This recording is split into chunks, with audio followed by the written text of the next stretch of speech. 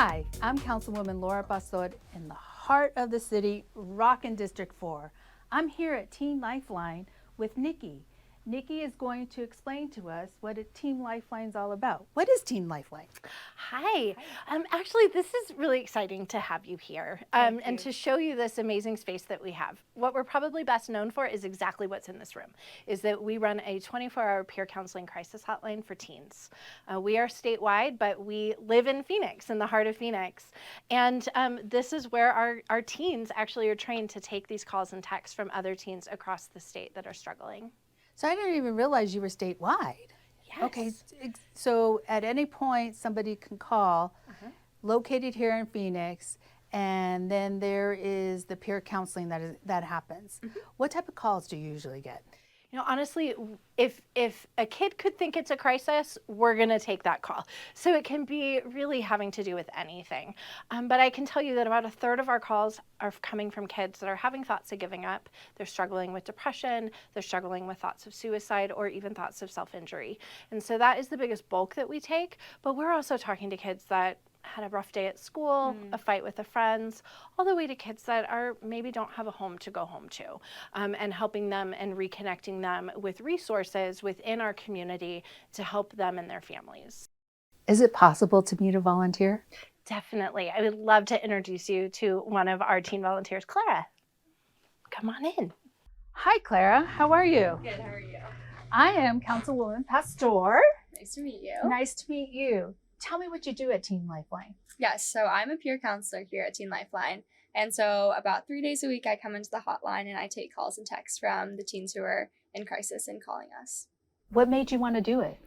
I started my training at January 2021 after the point of the pandemic where I noticed myself feeling isolated. I noticed my classmates just feeling really separated and disconnected from everything after a year of online school. And so I decided that I wanted to do something to be able to give back to my community and to connect with those in need. That's really admirable. And so how do you connect with a caller? Yes, so when the caller calls in or texts in, we just start by asking them what their name is, like what school they go to, how they heard about Teen Lifeline, and just what's going on, what's on their minds, and what they feel their biggest problem is today. So my biggest question is, you volunteer. It's about a 3-hour shift, 4-hour shift? 6-hour shift of taking calls? Okay, a 6-hour shift of taking calls. Once you get a call or maybe several calls that day, how do you, what do you do for your mental wellness? So being at Teen Lifeline, I've obviously learned so many skills that I can use to cope and just to feel more calm with the things that I'm hearing on the line. But also the community at Teen Lifeline is the biggest way that I'm able to process what's going on. The supervisors like Nikki and the other peer counselors and volunteers, I'm able to lean on them to debrief, to talk through maybe what I just heard, but also to use their experiences and what they've also heard in their experience as a volunteer to help me feel able to take these calls and texts. So you also on the flip side get coaching, counseling, Yes. all the other things that you, as you're receiving a call, you're helping, but you also get the assistance that is needed for you. Exactly. And aside from that, I also get friendship. And so I've made a lot of my closest friends here and I just feel the most supported here. Oh, that's exciting too. So how do you spread the word? We spread the word a lot of different ways. Just word of mouth at school, like Claira learned about us. But we, on over 400 schools statewide, our information is on the back of student IDs. And so many of them are, maybe they thought about calling in and they got the help they needed and now they want to give back. We do a lot of awareness in the community, but even just making it aware with parents that this is a safe place where kids can come. I think what we like to say about this room, the lounge that we're in right now, this is where our teen volunteers, like Claira said, get the support that they need. And the hotline room is where our callers get what they need. And so we try to make sure that when we're bringing awareness that it's kids that want to give back, it's kids that want to make a difference in their community, and they just maybe don't know how or the skills to do that. Or maybe they've struggled in the past themselves and they got the help they needed and now they want to find a way to help others. My question is, how does Teen Lifeline survive? Like, is it by government funding? Is it by foundations? How do you, because it's been how many, I want to say 30 plus. years. Yeah, okay, 36 years in existence. Right. And to me, for a program to stay in 36 in existence, it is doing what it is needed in the community, but it is also being recognized of the impact of the community and how it is. So, and it's hard to measure impact. Like, how Yes, do you it measure is. lives saved? And over 43,000 kids that are calling the hotline, over 100,000 kids and families through our prevention and awareness. We see a lot of kids. We are a nonprofit, so we start fresh every January with raising our funds. We get a little bit of government dollars from cities across the state, but most of it comes from private donations, foundation grants, things like that. And then we do some amazing special events across our city as well, with galas, with a gala and a golf tournament. But honestly, it's from the support of the community members every time, and the cities that we partner with to make sure that we're serving the needs of that individual city.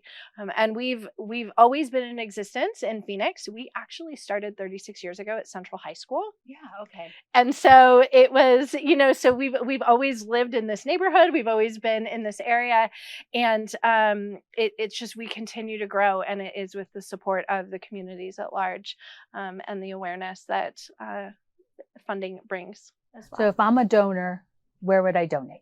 So there's lots of information on our website. We're a plethora of information on our website and our social media, but teenlifeline.org is a great place to start. There's lots of ways to donate financially, in kind, looking even at our Amazon wish list, ways of giving back, to know that every dollar goes back to the services that we provide, everything that we do in the community, including the work that we do in communities after a child has been lost to suicide.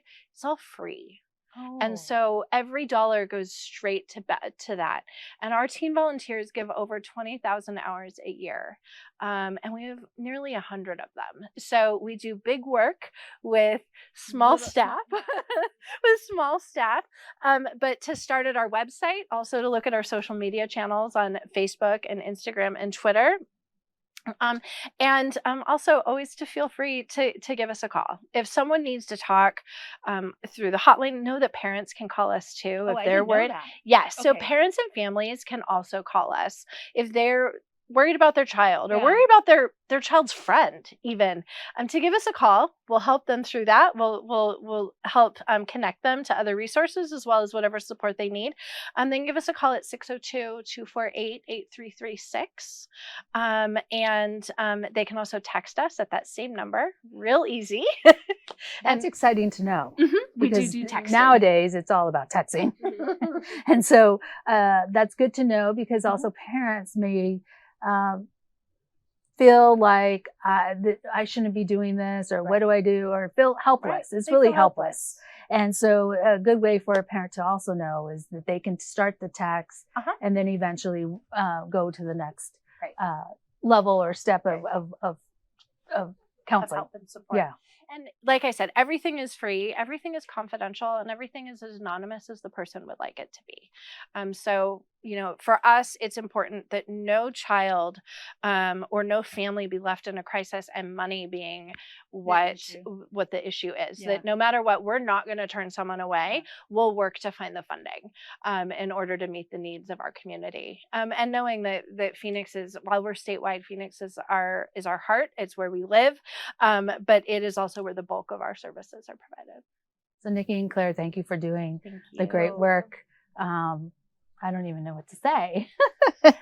Well, thank you for being here and for letting me show off my kids and the work that we do. Show God's work, really.